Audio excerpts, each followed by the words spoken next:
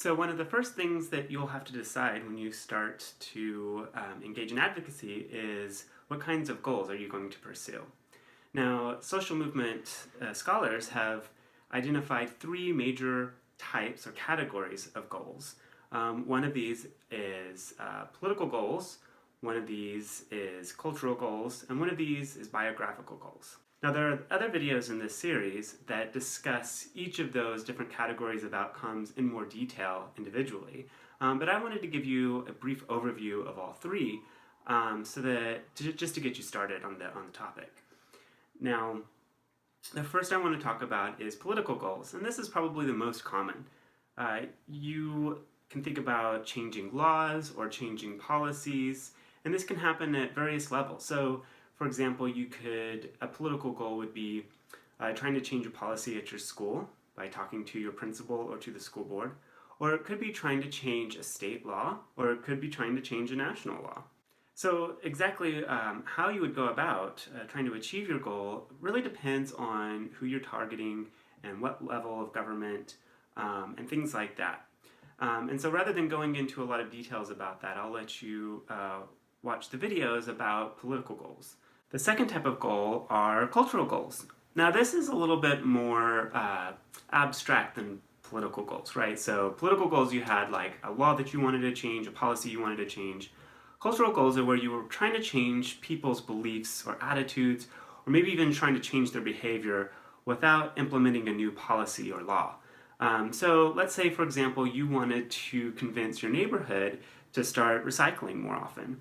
Now, this might involve some political goals, like advocating for recycling pickup by this city, but it would also include cultural goals. So you would need to convince your neighbors that recycling is important and that they should spend the time to separate the trash from the recycling.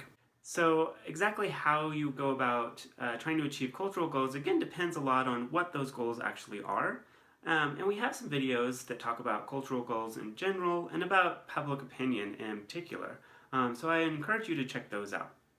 Now, the final type of outcome that social movement scholars will study is biographical. So what does that mean? That means that participating in a movement itself can have an effect on the participants.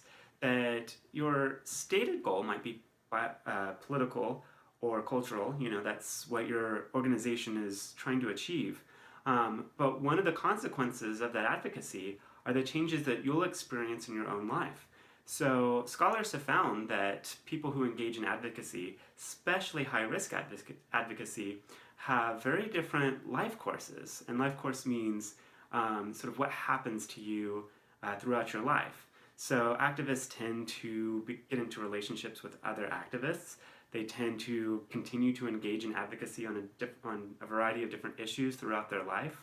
And they tend to choose careers that allow them to continue to engage in that advocacy. Most organizations don't advocate for biographical outcomes, but it's part of participating in advocacy. So we've got a video that talks about what kinds of consequences there are for people who engage in advocacy in terms of the effect on their lives. So you can watch that video if you're interested. So in conclusion, one of the first things you'll want to do when you start to engage in advocacy, or if you form a group, is to think about what are the goals specifically for this advocacy. What do you want to have happen? And then depending on that, you're going to have a lot of choices about who to target and what kind of tactics to use and all of that. So we have these series of videos to help you work through those decisions, and I hope that you find them useful, and good luck.